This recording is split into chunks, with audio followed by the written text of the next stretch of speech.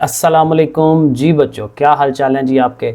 अच्छा जी बच्चों, chapter number 8 को हमने स्टार्ट किया हुआ है और ये हमारा जो चैप्टर है ये पीरियोडिक टेबल के मुतालिक है। हमारे जो एलिमेंट्स हैं जो हमारे सराउंडिंग में फैले हुए हैं उन एलिमेंट्स को हमने अरेंज किया हुआ है और उनकी जो अरेंजमेंट है मॉडर्न पीरियोडिक टेबल उसको हम पढ़ रहे हैं कि उसमें जो है क्या तरतीब लगी हुई है। पीरियड्स होते हैं एक, ठीक है, हॉरिजेंटल लाइंस जो हैं वो पीरियड थे, वर्टिकल लाइंस जो थी वो ग्रुप्स थे और उनकी कुछ प्रॉपर्टीज़ हमने पीछे पढ़ी। ठीक है, इससे पीछे वाला जो लेक्चर था उसमें मैंने आपको प्रॉपर्टीज़ बताई थी ग्रुप्स की। ग्रुप नंबर 1 और 2 की प्रॉपर्टीज़ क्या है और ग्रुप नंबर 16 और 17 की प्रॉपर्टीज़ क्या है एंड सो ऑन। तो यहाँ इस चैप्टर के अंदर यही सब कुछ है। अब ये जो नया टॉपिक है ना ये भी काफ़ी ज़्यादा इंपॉर्टेंट है क्योंकि इसमें एक तो डेफिनेशनें भी निकल जाएगी इसके अंदर से 2-2 नंबर वाली, और इसमें से 2 नंबर वाले शॉर्ट सवाल भी काफ़ी सारे निकल रहे हैं और लॉन्ग भी ज़ाहिर है कि बनता है, तो वो आपने ज़रा देखना है। अब यहाँ पे देखें ये जो 8.4 टॉपिक है वेरिएशन ऑफ पीरियोडिक प्रॉपर्टीज़। अब ये जो लफ्ज़ है ना पीरियोडिक, ये इंपॉर्टेंट है, ये समझने वाला है कि ये क्या चीज़ है। पीरियोडिक होता है कि एक ऐसी चीज़ जो एक ख़ास वक्फे के बाद अपने आप को रिपीट करती है। और ये जो ग्रुप्स थे और पीरियड्स थे उसमें हमने यही देखा था कि जो इनकी प्रॉपर्टीज़ होती हैं एलिमेंट्स की वो रिपीट होती हैं। तो प्रॉपर्टीज़ का रिपीट होना, दोबारा से उन्हीं प्रॉपर्टीज़ का वापस आ जाना, इसको हम कहते हैं पीरियोडिक। ठीक है, पीरियोडिक लफ्ज़ है उसका ये मतलब है। अब यहाँ देखें ज़रा इसमें क्या चीज़ें हैं, तो कहते हैं periodicity in the properties of the elements. Element की जो प्रॉपर्टीज़ हैं, खसूसियात हैं, उनकी जो पीरियोडिसिटी है यानी कि उनका बार बार रिपीट होना, आ जाना, अक्कर्स वो क्यों होता है, due to recurrence of similar electronic configuration. उनकी इलेक्ट्रॉनिक कन्फिग्रेशन एक जैसी हो जाती है, दोबारा से हम उस जगह पे पहुंचते हैं तो उससे पीछे वाला जो एलिमेंट था और अब वाला जो एलिमेंट है उनकी इलेक्ट्रॉनिक कन्फिग्रेशन सेम हो जाती है। और इलेक्ट्रॉनिक कन्फिग्रेशन पढ़ा था हमने, क्या चीज़ होती है कि इलेक्ट्रॉन जो है वो किस तरह से बाहर रिवॉल्व कर रहे हैं, उनके शेल्स कितने हैं, सब शेल्स कितने हैं, और जो आउटर मोस्ट शेल है उसके अंदर इलेक्ट्रॉनों की तादाद कितनी है, उस लिहाज से हम कहते हैं वो क्या चीज़ थी, electronic configuration in the outer most shell. ठीक है ना ये बात।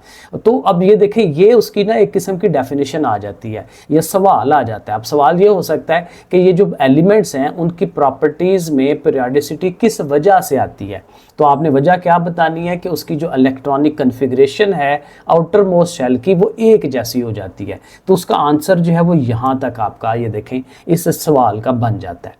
क्वेश्चन देखें मैंने ये अंडरलाइन कर दिया है और इसका आंसर जो है ये ब्रैकेटों में मौजूद आपके सामने है। आगे कहता है दीज प्रॉपर्टीज इंक्लूड। अब जाहिर है कौन सी प्रॉपर्टीज रिपीट होती हैं। अब ये भी शॉर्ट सवाल बन सकता है ना कि भाई कौन कौन सी प्रॉपर्टीज़ हैं जो बार बार रिपीट होती हैं। तो ये 4 प्रॉपर्टीज़ के हमें नाम याद करने हैं। एटॉमिक रेडियस, एटम का रेडियस कितना है। रेडियस आपको पता है ना, वो सर्कल जब होता है तो सर्कल के सेंटर से लेके जो सर्कल तक का जो फासला होता है उसको रेडियस पढ़ते हैं। तो एटम का रेडियस कितना है वो प्रॉपर्टी आएगी। आयनाइजेशन एनर्जी, उसकी भी डेफिनेशन है, बहुत इंपॉर्टेंट तारीफ है इसकी, अक्सर पेपर में आती है। इलेक्ट्रॉन एफिनिटी, इसकी भी डेफिनेशन आगे मौजूद होगी। और इलेक्ट्रोनेगेटिविटी, ये 4 नाम हमने याद करने हैं कि इनमें पीरियोडिसिटी आती है, इनकी प्रॉपर्टीज़ या ये प्रॉपर्टीज़ रिपीट होती हैं। ठीक हो गया। अब ये देखिए ये 2 सवाल मैंने आपको बता दिए शार्ट। एक है जी पीरियोडिसिटी प्रॉपर्टीज़ ऑफ एलिमेंट क्यों होती है वो आपने बताना है, और कौन कौन सी प्रॉपर्टीज़ रिपीट होनी है अब ये दूसरा सवाल आपने बताना है। ठीक हो गया। अब ज़रा इनको अलग-अलग से वो इलेबोरेट करेगा, समझाएगा कि क्या हो रहा है, और उसके अंदर से भी सवाल बनते हैं। एटॉमिक रेडियस, अब रेडियस, एटम का रेडियस कैसे कैलकुलेट करते हैं, क्या होता है वो यहाँ पे आ रहा है। The electron cloud of an atom has no definite limit. अब ये अगेन थोड़ा सा जहन में लाएं, पीछे मैंने 2-4 दफ़ा बताया आपको कि जो मॉडर्न थ्योरी है वो क्या कहती है कि जो न्यूक्लियस है और उसके इर्द गिर्द जो इलेक्ट्रॉन चक्कर लगाते हैं वो क्लाउड की शक्ल में चक्कर लगाते हैं, वो बादलों की शक्ल में चक्कर लगाते हैं, और वो आप किसी पर्टिकुलर टाइम पे बता नहीं पाते कि कौन सा इलेक्ट्रॉन किस जगह पे मौजूद है, क्योंकि उसकी जो मूवमेंट है वो बड़ी इस तरह से होती है, वो बड़ी डिटेल में हमने पहले पढ़ा भी था। तो बहरहाल ये मॉडर्न थ्योरी क्या कहती है कि इलेक्ट्रॉन जो है वो क्लाउड्स की शक्ल में, बादलों की शक्ल में, एक धुंध टाइप की शक्ल में जो है वो मूव कर रहे होते हैं इर्द गिर्द। ठीक है। तो उसकी कोई डेफिनेट लिमिट कोई नहीं है, ठीक है। अब डेफिनेट लिमिट कोई नहीं है तो वो कितना दूर है न्यूक्लियस से, कितना पास है न्यूक्लियस से, वो पता नहीं चलाया जा सकता। अब जब वो नहीं पता चलाया जा सकता तो फिर रेडियस कैसे पता चलेगा, क्योंकि हमें एंड वाली लिमिट का पता चल जाए। देखे ना, न्यूक्लियस दरमियान में है, इलेक्ट्रॉन इर्द गिर्द घूम रहे हैं। अब इलेक्ट्रॉन की लिमिट कहाँ तक है, कहाँ तक वो घूम रहा है, वो अगर पता चल जाए तो हम सेंटर से लेके वहाँ तक का फासला नाप लें। लेकिन वो अब कर नहीं पाएंगे क्योंकि वो क्लाउड्स की शक्ल में कभी उधर घूम रहे हैं, कभी उधर घूम रहे हैं, ठीक है। तो डेफिनेट लिमिट कोई नहीं है उसकी।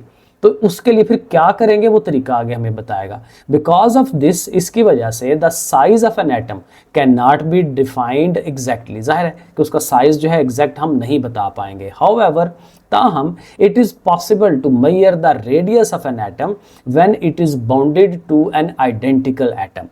तो फिर तरीका हमारे पास क्या होगा कि हम क्या करेंगे कि अगर फॉर एग्जांपल ऑक्सीजन का एक एटम है, तो अगर ऑक्सीजन का एटम अपने जैसे दूसरे ऑक्सीजन के एटम के साथ बॉन्ड बना ले, जो कि वो बनाता है, क्योंकि मैंने बताया था कि ऑक्सीजन अकेली नहीं रहती, ऑक्सीजन के दो एटम मिलकर इकट्ठे रहते हैं। तो एक एटम दूसरा एटम ऑक्सीजन का जब दोनों एक जैसी चीज़ आपस में बॉन्ड बनाते हैं तो वहाँ से फिर हमें आइडिया मिल जाता है कि उसकी जो लिमिट है वो कहाँ से कहाँ तक है। अब ये जो पहली 2.5 लाइनें हैं ये क्या बताएंगी कि ये सवाल किस तरह से आएगा कि क्वेश्चन ये होगा कि भाई एटम जो है उसका एक डेफिनेट रेडियस आप कैसे मेजर कर सकते हैं, ठीक है। तो उसके लिए हम क्या आंसर बताएंगे कि भाई एक जैसे एलिमेंट के एटम जब आपस में बॉन्ड बनाते हैं तो वहाँ से फिर हम उसको एक डेफिनेट शेप उसकी बता सकते हैं। तो पहली 2.5 लाइनें उसके लिए हैं। आगे देखें, कहता है atomic radius is defined as. अब देखें ना, ये डेफिनेशन आ गई, तो जब डेफिनेशन आ जाए तो वो तो पक्की आपने याद करनी होती है। Atomic radius is defined as half the distance. अब ज़ाहिर है कि डेफिनेशन यहाँ से शुरू हो रही है, लेकिन आप सारा ही लिख लें, ठीक है। ज़रा जब सवाल आता है तो सारे लिखना चाहिए। तो कहता है क्या है, हाफ द डिस्टेंस, आधा फासला लेना है between the nuclei of the two identical bonded atoms.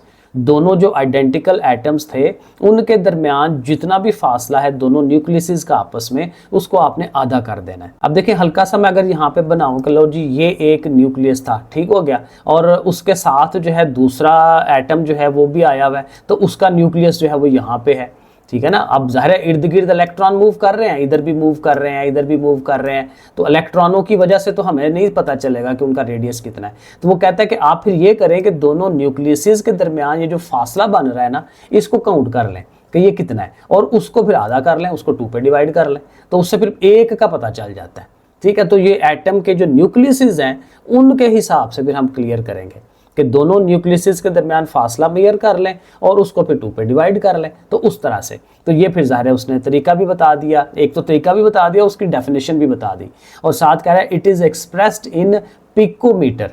ये फिज़िक्स के आई थिंक पहले चैप्टर के अंदर हमने पढ़ा था कि ये हमारे प्रीफिक्सेस होते हैं, मिलीमीटर, फिर माइक्रोमीटर, ठीक है, फिर वो बहुत सारे हैं, नैनो था, 9 वाला 10 की पावर -9 वो नैनो था, -12 जो पावर होती है वो पीको है, ठीक है। तो इस तरह से करके थे, तो ये पीको मीटर के अंदर हम इसको मेजर करते हैं, क्योंकि ज़ाहिर है ये बहुत ही छोटा होता है।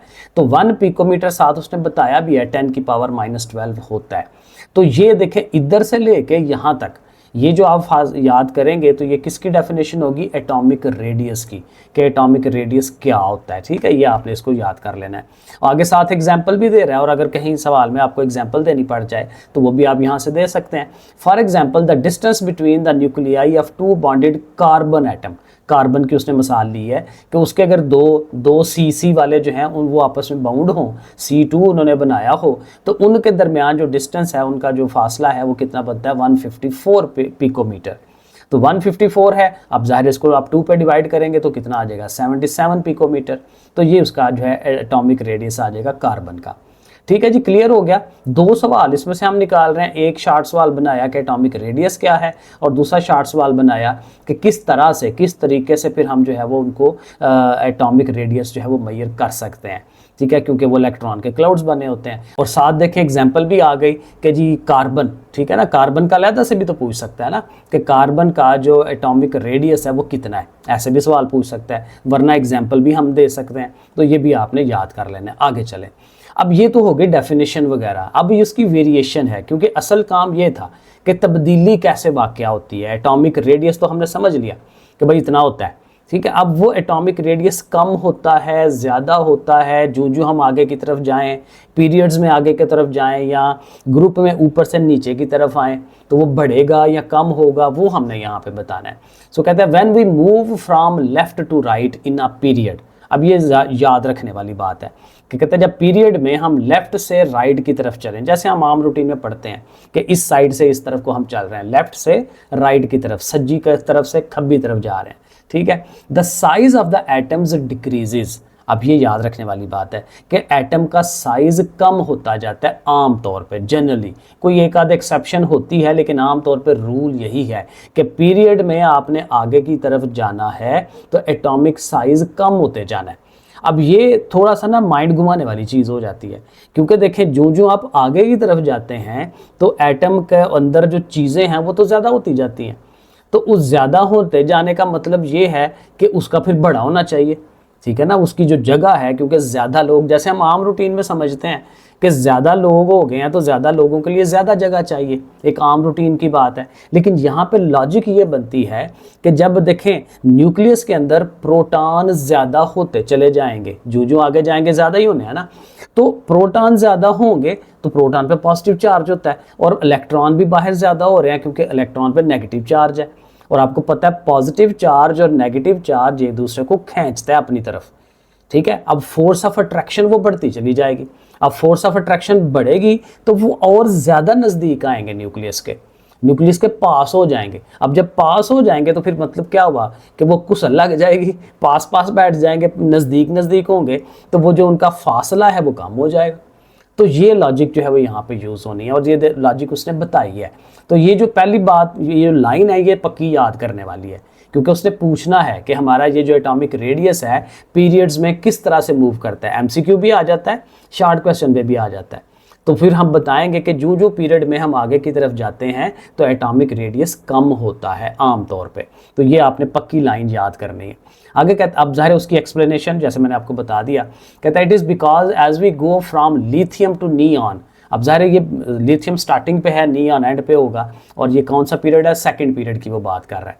तो आप अगेन वो जो पीरियोडिक टेबल बना हुआ है वो आप सामने रख लें, आपको नज़र आएगा सेकंड जो पीरियड है वो लिथियम से, ये उसने नीचे बनाया भी हुआ है कि लिथियम से स्टार्ट हो के देखें नियॉन तक जा रहा है, lithium, beryllium, boron, carbon, nitrogen, oxygen, आगे पता नहीं क्या कुछ है, ठीक है, इतने मुझे नाम याद नहीं होते इनके, लेकिन बहरहाल केमिस्ट्री है मैक्सिमम। अब ये आप लोगों को पढ़ाते पढ़ाते मुझे खुद बहुत ज़्यादा केमिस्ट्री आ गई है, वरना मेरे लिए ये केमिस्ट्री बहुत बोरिंग चीज़ थी, मुझे खुद समझ नहीं थी आती है इसमें हो क्या रहा है। लेकिन माशाल्लाह ये बुक जिसने भी बनाई है ना, बड़ी कमाल की बनाई है कि मैं खुद रीड करता हूँ तो मुझे समझ आ जाती है कि क्या चीज़ है, और फिर मैं आप लोगों को समझा देता हूँ। ये वो बात कर रहा है कि जो ही वो लिथियम से हम नियॉन की तरफ आगे की तरफ जाएंगे सेकंड पीरियड में, we are adding electrons to the outer most shell. जाहिर के बाहर वाले आउटर मोस्ट शेल में इलेक्ट्रॉनों की तादाद बढ़ेगी, और जाहिर इलेक्ट्रॉन बढ़ेंगे तो अंदर प्रोटॉन भी बढ़ने हैं।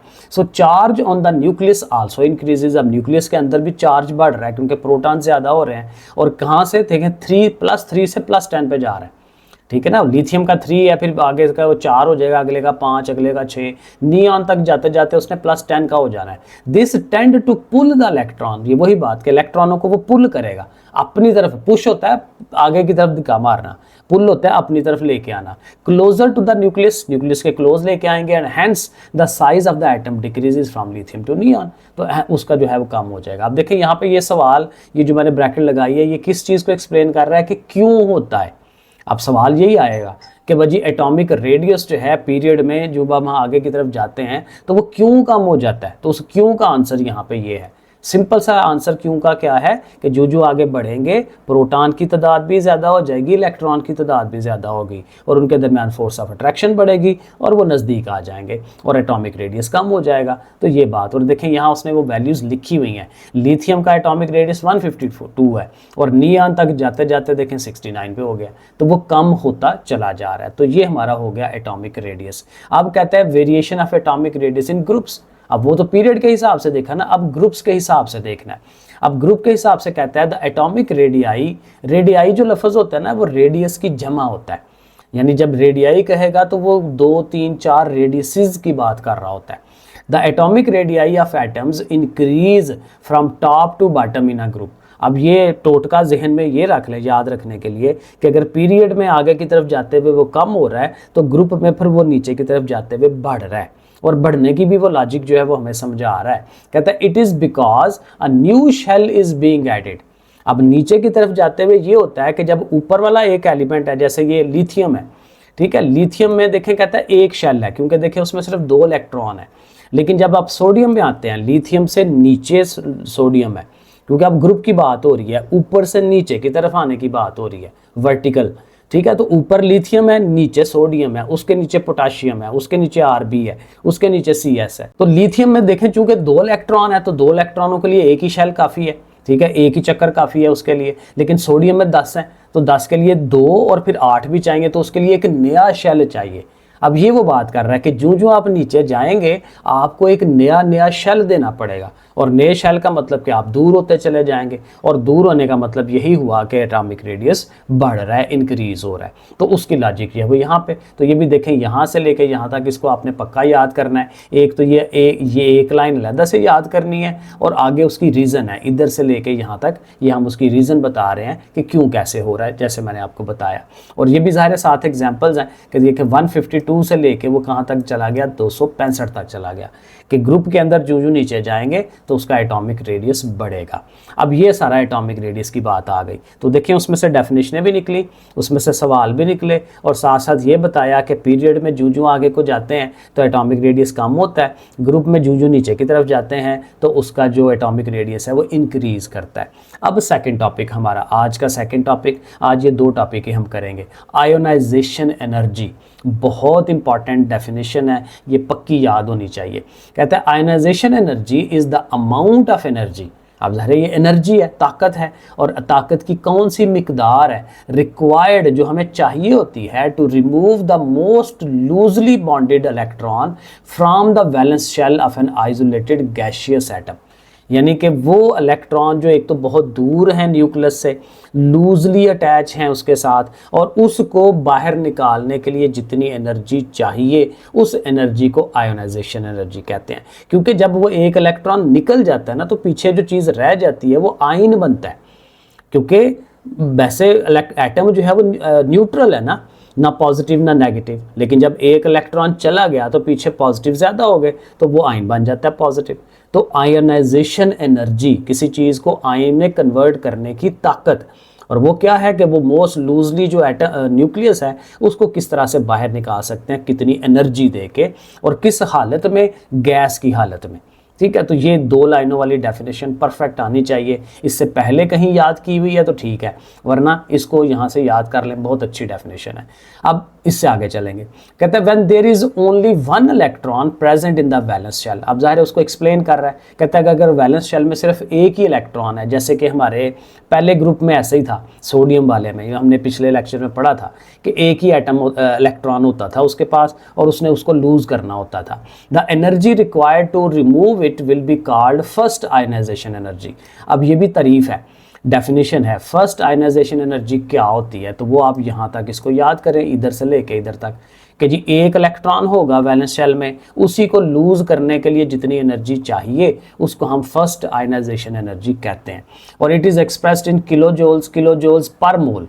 ठीक है, के जी नहीं KJ, किलो जोल पर मोल, के मोल के ऊपर -1 लिखा है ना, पर होता है उसके नीचे बटे में लगाते हैं, तो बहरहाल इसको ऐसे पढ़ना है।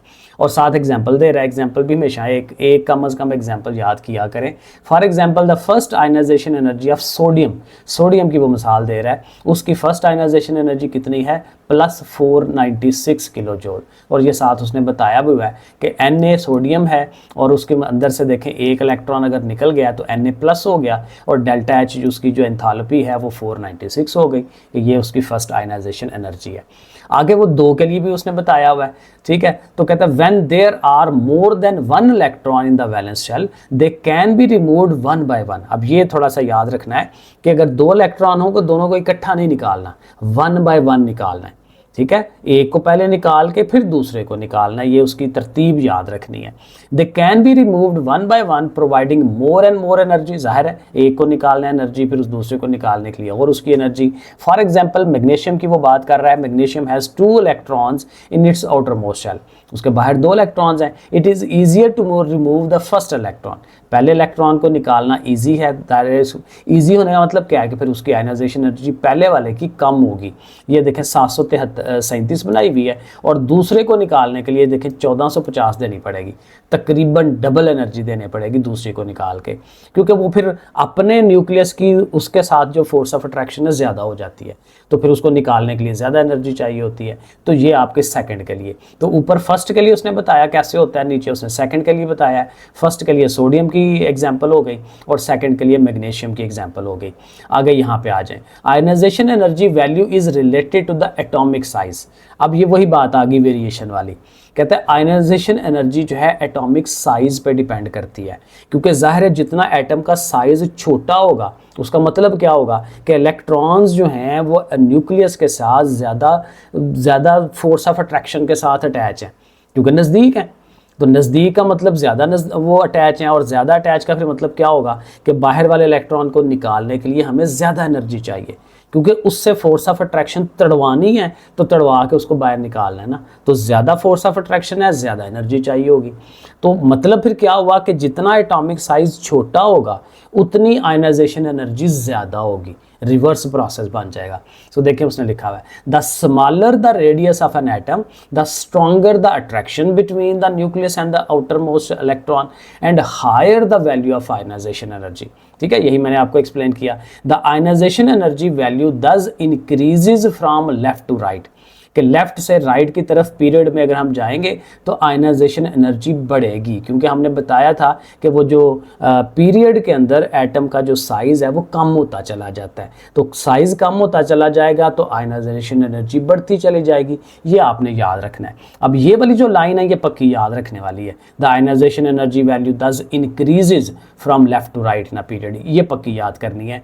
एंड डिक्रीजेज, और जाहिर है कि ग्रुप में नीचे की तरफ फिर अपोजिट होना है, क्योंकि वहाँ पे एटॉमिक साइज बढ़ रहा है, एटॉमिक साइज बढ़ रहा है तो उनकी फोर्स ऑफ अट्रैक्शन कम होनी है, तो कम होने से उनकी जो आयनाइजेशन एनर्जी है वो भी कम हो जाएगी, कम होती चली जाएगी। तो ये जो अगली लाइनें हैं ये पक्का याद करें। और ये देखें उसने पीरियड की भी बताया हुआ है, सेकंड पीरियड का लिथियम बेरिलियम वही सारा, और 520 है लिथियम की। आगे देखें जो आगे को जा रहे हैं तो उनकी आयनाइजेशन एनर्जी बढ़ती जा रही है, क्योंकि एटॉमिक साइज पीरियड में छोटा होता है। और यहाँ ग्रुप में देखें, पहला जो ग्रुप है हमारा लिथियम सोडियम पोटाशियम वाला, उसमें देखें नीचे की तरफ जाते हुए हमारी जो आयनाइजेशन एनर्जी है वो कम होती चली जा रही है।